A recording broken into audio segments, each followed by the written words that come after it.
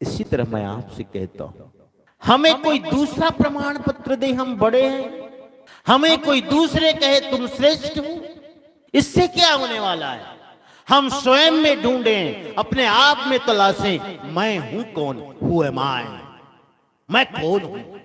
चिंतन करो, मनन करो। सदगुरु कबीर साहब ने धर्मदास साहब को यही कहा, अनुराग सागर ग्रंथ में बताया है कि मैं कौन हूं।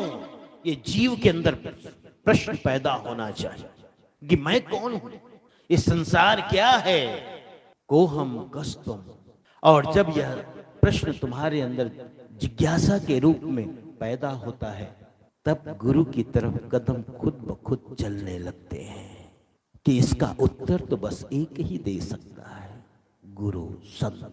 इसलिए मैं सदा कहता हूं, घर बनाने के लिए तुम इंजीनियर के पास जाते हो, आर्किटेक्ट के पास जाते हो, लेकिन जीवन रूपी इमारत, जीवन रूपी भवन बनाने के लिए तुम्हें संत जैसे, संत महापुरुष जैसे इंजीनियर और आर्किटेक्ट के पास जाना पड़ेगा, जाना होगा। क्योंकि जीवन रूपी इमारत को सुंदर बनाने के लिए संत गुरुजन ही इसके इंजीनियर और आर्किटेक्ट हैं, और कोई नहीं। वहां जाना हो तो जब गुरु के पास जाओगे तो गुरु तुम्हें बताएंगे। जीव की 3 भूल है, उसे समझना। जीव की 3 भूल है। पहली भूल यह है कि इस जीव को पता ही नहीं है कि मेरा संबंध कहां से है। दूसरी भूल यह है कि इस जीव को यह पता ही नहीं है कि मेरा असली लोक कहां है। जीव की तीसरी भूल यह है कि वस्तुतः इस जीव को पता ही नहीं है कि मैं कौन हूं। ये 3 भूल है तुम्हारी। साहब कहते, जासो नाता आदि का बिसर गया सो ठोर। अरे जीव, तुम्हारा नाता आदि पुरुष से है। आदि पुरुष जो सतलोक में रहते हैं, वो आदि पुरुष, वो सत्य पुरुष, उससे तुम्हारा नाता है।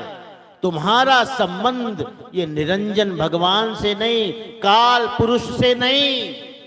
जो तुमने अपना संबंध काल पुरुष से जोड़ रखा है, ये तुम्हारी पहली भूल है। तुम्हारा संबंध है आदि पुरुष।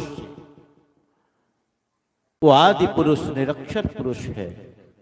वो आदि पुरुष सार शब्द है। वो आदि पुरुष सार नाम है। उस आदि पुरुष एक नाम है, उससे तुम्हारा संबंध है। लेकिन तुमने मान बैठा है काल पुरुष से। काल पुरुष का मतलब आदि पुरुष के बाद जो भी आप जगत चराचर में देख रहे हो, उस आदि पुरुष की ही निर्मिति है ये। निरंजन, अष्टांगी, ब्रह्मा, विष्णु, महेश, देवी देवता जितने भी हैं, और जो तुमने इन सब से संबंध जोड़ रखा है, ये तुम्हारी पहली भूल है। तुम्हारा संबंध होना चाहिए आदि पुरुष से। ध्यान से सुनना कबीरपंथी लोग, ध्यान से सुनना इस बात को, क्योंकि कबीरपंथी भी बहुत डगमग है। पंथ में आए जरूर हो, लेकिन ना अपने पंथ का सिद्धांत मालूम है, न ज्ञान मालूम है, न मान्यता मालूम है, न विश्वास मालूम है, न तुम्हें अपनी पूजा पद्धति मालूम है, न आरती, न कुछ भी नहीं। अब तो कंठी भी उतरने लग गई गले से। जो कबीरपंथी परिवार है, उनके घरों में नौजवान बच्चे शराब पीने लगे हैं, मांसाहार करने लग गए हैं। कारण एक ही है कि पहली बात तो तुमने भी ठीक से कबीर पंथ को जाना नहीं। कबीर पंथ का मतलब क्या?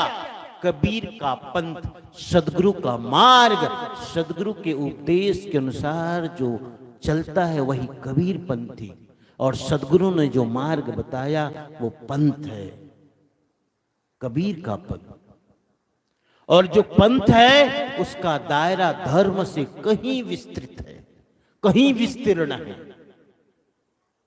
क्योंकि पंथ में धर्म भी समावेश हो जाते हैं, पंथ में धर्म का भी समावेश हो जाता है। तो कबीर पंथ में जो चलने वाले लोग कबीर पंथी, इन्हें पता ही नहीं कि हमारा संबंध क्या है। मैं कल बोलता था ना कि आज तुम कबीर पंथी होकर के भी बहुत सी मान्यताओं में पड़े हुए हो, भूल में पड़े हुए हो। एक तरफ चौका आरती कराते हो, दूसरी तरफ सत्यनारायण की कथा भी करवा लेते हो। अभी भी देखो, संसरण को इतनी गहरी आदत हो गई है स्वर्गवासी लिखने की। लगता है स्वर्गवासी लिख रहे थे, फिर सुधार किया गया। कल मैंने बहुत समझाया, यदि तुम कबीर पंथी हो तो तुम्हारे माता पिता गुजरे, उनका निधन हो, शरीरांत हो, उनकी फोटो के नीचे तुम स्व दे के बिंदी मत लिखाओ, सत दे के बिंदी लिखाओ। स्वर्गवासी का मतलब है अस्थायी मुकाम, सतलोकवासी का मतलब है सतलोक में परमानेंट रहने वाला स्थायी मुकाम। सतलोक का मतलब है स्थायी मुकाम और स्वर्गलोक का मतलब अस्थायी मुकाम। ये मैं नहीं कह रहा, भगवान श्री कृष्ण कहते अर्जुन से, पुण्य क्षीणे मृत्यु लोकम विशन्ति। पुण्य के क्षीण हो जाने पर जीव को फिर से इस मृत्यु लोक में आना पड़ता है। पुण्य कमाओ, स्वर्ग में जाओ, सुख भोगो, पुण्य खत्म, फिर वापस वहीं गिरा दिए जाओगे। बस ऐसा ही समझो, कुछ बैंक बैलेंस कर लो, 1,00,000, 2,00,000, 10,00,000, और किसी देश में घूमने चले जाओ, 10 दिन 15 दिन सैर सपाटा करो, जेब का ख्याल रखो। लेकिन